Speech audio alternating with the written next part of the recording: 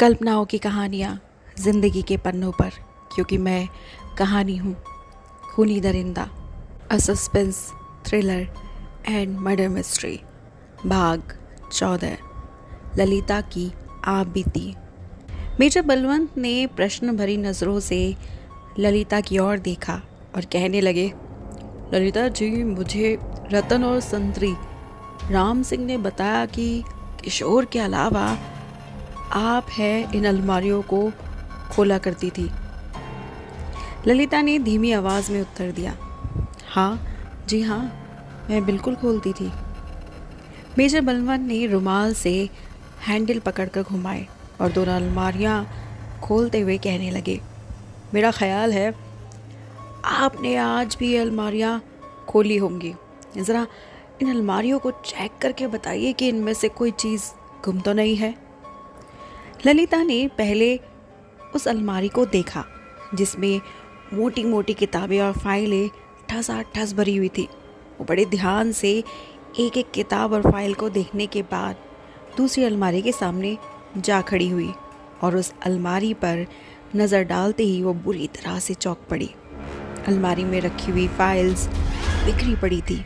उसने एक एक फाइल को उठाकर पास पड़ी सेंटर टेबल पर रख दिया और फिर उन्हें अच्छी तरह चेक करने के बाद बोली, इन फाइलों में 2 फाइल गायब हैं।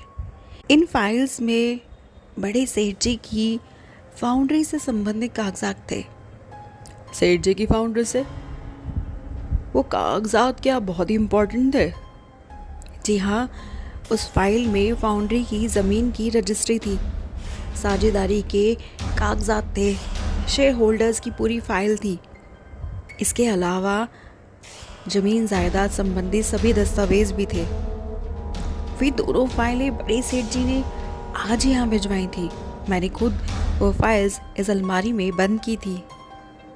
अब मेजर बलवंत ने उसकी बात सुनने के बाद कहा, लगता है उन्हें फाइल के लिए किशोर की हत्या की गई है। ऐसा ही लगता है, ललिता ने कहा और दूसरे ही पल उसकी आंखें एक बार फिर भीग उठी।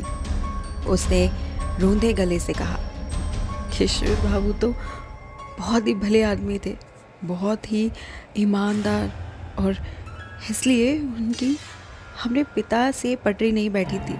उन्होंने अपने पिता की फाउंड्री में काम करने के बजाय अपनी अलग से एक कंस्ट्रक्शन कंपनी खोल ली थी। अपनी माँ से रुपए लेकर ये बंगला बनवाया था। ये बंगला 6 महीने पहले ही बनकर तैयार हुआ था। वो अकेले इस बंगले में रहते थे। मेजर बलवंत ने हैरानी भरे स्वर में पूछा, अच्छा, किशोर बाबू इस बंगले में अकेले रहते थे, फिर इतनी नौकरानियाँ और नौकरों की क्या ज़रूरत थी? शायद आप जानते नहीं, किशोर बाबू बचपन से ही अमेरिका जैसे देश में रहे थे। उन्होंने अपने जीवन के 15-16 साल अमेरिका में बिताए थे। उनकी जवानी ने अमेरिका में ही आंखें खोली थी। करोड़पति पिता के इकलौते बेटे थे, इसलिए नारी के प्रति उनके मन में गहरा लगाव था। उन्होंने 3 जवान और सुंदर लड़कियों को मेड सर्वेंट के रूप में नौकर रख लिया था। इसके अलावा शहर की कुछ अन्य लड़कियों से भी उनके रिलेशन थे। वो बहुत फ्रैंक थे। विशेष रूप से वो अपनी कोई भी बात मुझसे नहीं छिपाया करते थे। अपनी सभी मित्र लड़कियों से उन्होंने मुझे मिलवाया था। वे सभी शरीफ और धनी घरानों से थी, सुंदर और पढ़ी लिखी थी। सहसा मेजर बलवंत ने पूछा, अच्छा, आपके साथ उनके संबंध कैसे थे? ललिता ने बिना किसी हिचक के कहा, बहुत अच्छे, बहुत ही अपनापन और बहुत प्यार था, ठीक 2 दोस्त जैसे। लेकिन उन्होंने मुझ में न तो कभी छूने की कोशिश की और न ही मेरे सामने कभी कोई गलत प्रस्ताव ही रखा। उनके अपने कुछ उसूल थे। उनकी माताजी विवाह के लिए जब भी कहती थी, वो एक ही उत्तर देते थे, अभी तक मुझे वो लड़की नहीं मिली जो मेरी जीवन संगनी बन सके। मेजर बलवंत ने बड़ी ही विनम्रता से ललिता से कहा, माफ़ कीजिएगा, आपको इतनी रात गए कष्ट दिया, इसके लिए क्षमा चाहूँगा। और फिर रतन को इशारा करते हुए कहने लगे, रतन, ललिता जी को इनके घर पहुँचाओ। ललिता नमस्ते करके रतन के साथ चली गई। तभी मेजर बलवंत ने सार्जेंट गोखले को इशारा करते हुए कहा, सार्जेंट गोखले, रात के 2:30 बज रहे हैं, इतनी रात गए और फिर इतनी अंधेरी रात में, जबकि बंगले में कोई रोशनी की व्यवस्था नहीं है, छानबीन करने से कोई फ़ायदा नहीं होगा। इंस्पेक्टर तिवारी को तो यहाँ काफ़ी देर लगेगी, मैं सोचता हूँ क्यों ना घर चला जाऊँ।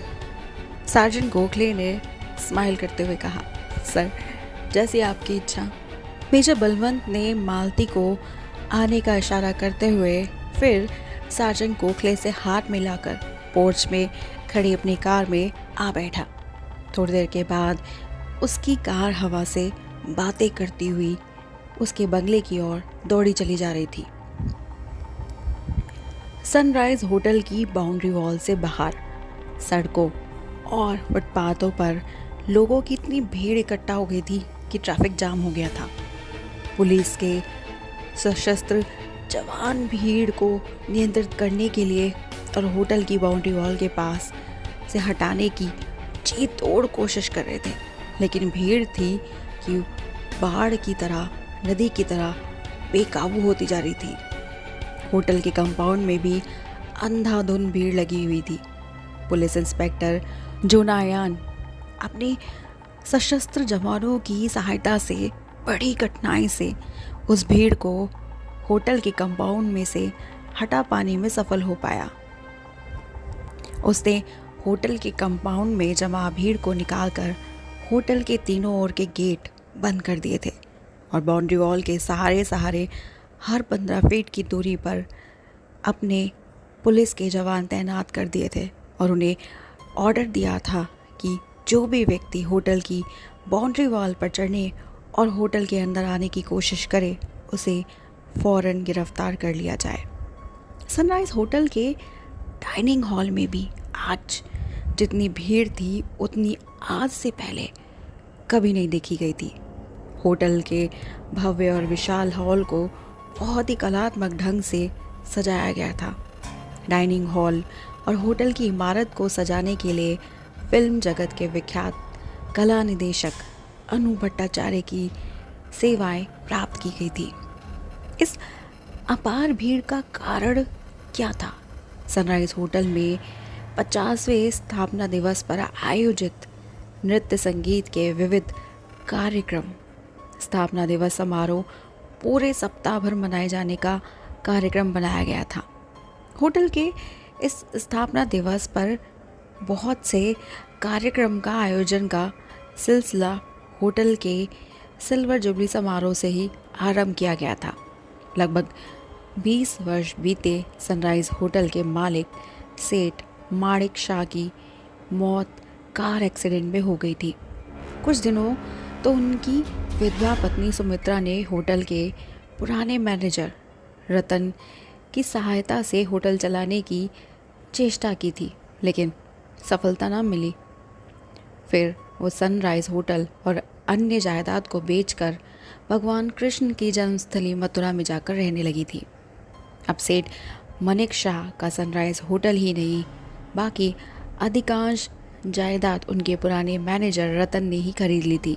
और जब से रतन सनराइज होटल का मालिक बना था, उन्होंने होटल की काया ही पलट कर रख दी थी। रोज़ नए रंगारंग कार्यक्रम सनराइज होटल को महानगर निवासियों के आकर्षण का केंद्र बना देती थी और निचले दर्जे के सनराइज होटल की गणना आज महानगर के उच्च श्रेणी के होटल में होने लगी थी। सनराइज होटल के 50वें स्थापना दिवस पर पूरे एक सप्ताह नित्य नए और मनोरंजक कार्यक्रम प्रस्तुत करने का प्रोग्राम बनाया गया था। आज समारोह सप्ताह का पहला ही दिन था। समारोह सप्ताह का आरंभ सुविख्यात नर्तकी और गायिका सबीना के नृत्य संगीत से किया जा रहा था। विश्वविख्यात गायिका सबीना जहाँ भारतीय शास्त्रीय संगीत में कुशल थी, वहाँ पाकिस्तान से लेकर बांग्लादेश तक के लोकगीत का भी उसे पर्याप्त ज्ञान था। विभिन्न प्रांतों के लोक नृत्यों के अतिरिक्त वो कथक, मणिपुरी, भरतनाट्यम और कुचिपुड़ी नृत्य में प्रवीण थी। अपनी कला के प्रदर्शन के लिए वो कई बार विश्व के अनेक नगरों का दौरा कर चुकी थी। 21-20 वर्षीय सबीना नृत्य संगीत के कारण जितनी विख्यात थी, उसके रूप सौंदर्य ने उसके प्रशंसकों की संख्या में और अधिक वृद्धि कर दी थी। पूर्ण युवती होने पर भी उसके चेहरे पर बाल सुलभ भोलापन था। उसकी आवाज़ में एक ऐसा दर्द था जो सहज ही श्रोताओं के सीने में छिपे दर्द को चुटकी लेकर जगा देता था। उसके गीतों को सुनकर श्रोता इतने मंत्रमुग्ध और आत्मविभोर हो जाते थे कि उन्हें अपनी भी सुध-बुध नहीं रहती थी। विश्वविख्यात नर्तकी और गायिका सौंदर्यमयी सबीना के कारण ही आज सनराइज़ होटल में इतनी भीड़ थी। डाइनिंग हॉल में जितनी नियमित सीटें थीं, आज उनसे 2.5 गुनी सीटों की व्यवस्था की गई थी। रूपसी सबीना के कार्यक्रम की घोषणा दैनिक समाचार पत्रों और पोस्टर्स द्वारा आज से ठीक 1 सप्ताह पहले की गई थी और घोषणा होने के दूसरे दिन ही सारी सीटें रिजर्व हो गई थी। और पिछले 4 दिन से समाचार पत्रों द्वारा इस बात की घोषणा निरंतर कराई जा रही थी कि समारोह के पहले दिन के कार्यक्रम की सारी सीटें बुक हो चुकी हैं। इसलिए नृत्यांगना सबीना के प्रशंसक सीटों की बुकिंग के लिए परेशान ना हो। समारोह के चौथे और अंतिम दिन रूप और संगीत की रानी सौंदर्यमयी सबीना के नृत्य के संगीत के कार्यक्रम फिर आयोजित किए जाएंगे। इच्छुक व्यक्ति उस दिन की प्रतीक्षा करें। इस घोषणा के बावजूद सनराइज़ होटल के कंपाउंड और कंपाउंड से बाहर सबीना के प्रशंसकों का सागर ठाटे मार रहा था। लोग सबीना की एक झलक देखने के लिए एक दूसरे को धकेलते हुए होटल की ओर बढ़े चले जा रहे थे। होटल के मालिक रतन ने डाइनिंग हॉल के सभी दरवाजे बंद कर दिए थे। देसाई ज्वेलर्स के मालिक सेठ रमणलाल देसाई अपनी इकलौती बेटी आशा और उनकी 2 सहेलियों के साथ स्टेज के ठीक सामने वाली कतार में 5वीं टेबल पर बैठे हुए थे। सेठ रमणलाल और उनकी बेटी आशा को नृत्य संगीत से बहुत लगाव था। महानगर में नृत्य संगीत के जो भी कार्यक्रम होते थे, वो दोनों उसे देखने और सुनने ज़रूर जाते थे। उन्हें इस बात की बड़ी खुशी थी कि आज के कार्यक्रम देखने के लिए उन्हें बड़े आसानी से टेबल का रिजर्वेशन मिल गया था, और वो भी स्टेज के ठीक सामने वाली कतार में। ये सीट उन्हें सनराइज़ होटल के अकाउंटेंट जगदीश जैन की बदौलत मिल गई थी, जो कभी उनके ऑफिस में एक मामूली क्लर्क की हैसियत से काम करता था। वो सेठ रमणलाल और उनकी बेटी आशा की कला प्रियता के संबंध में अच्छी तरह जानता था, इसलिए उसने उनसे पूछे बिना ही उनके लिए एक टेबल रिजर्व कर दी थी और फिर रिजर्वेशन कार्ड उनके बंगले पर जाकर दे आया था। आशा अपनी दोस्त के साथ बड़े उल्लास और बड़ी खुशी मन से हंस हंस कर बातें कर रही थी कि सहसा उसकी नज़र अपनी ही कतार में 7वीं टेबल पर पड़ी। उसके होठों पर मचलती हंसी एकदम से न जाने कहाँ गायब हो गई। चेहरे पर एक क्रोध मिश्रित उदासी छा गई। उसकी सहेली लता ने उसके चेहरे पर मचलती क्रोध, क्षोभ और चिंता की बदलियों को देखकर पूछा, क्या हुआ आशा, तुम बातें करते करते एकदम इतनी सीरियस कैसे हो गई? आशा ने दांत पीसते हुए कहा, उधर देखो 7वीं सीटवी की ओर, ये चारों कमबख्त यहाँ भी आ टपके। लता और सुधा ने जल्दी से गर्दन घुमाकर 7वीं टेबल की ओर देखा। उसके इर्द गिर्द बड़ी कुर्सियों पर 4 नौजवान बैठे थे। उन चारों के हाथों में विस्की से भरे गिलास थे, जिन्हें वो बात करते करते होठों से लगा लेते थे। लता ने बड़ी लापरवाही से कहा, बैठे बैठे रहने दो, तुम्हें परेशान होने की क्या ज़रूरत है? इतनी बड़ी भीड़ में पुलिस और तुम्हारे पापा क्या होते हुए ये लफंगे हमारा क्या बिगाड़ सकते हैं? आशा की घबराहट की वजह क्या है? वो उन चारों लड़कों को देखकर क्यों परेशान हो जाती है? क्या मेजर बलवन किशोर की हत्या का रहस्य सुलझाने में कामयाब होंगे, या फिर सनराइज होटल का एक और नया केस उनके गले में आ फंसेगा? जानने के लिए जुड़े रहिएगा इस कहानी के साथ अंत तक। Khooni Darinda, a suspense thriller and murder mystery, सिर्फ और सिर्फ स्टोरी मैनिएक्स पर।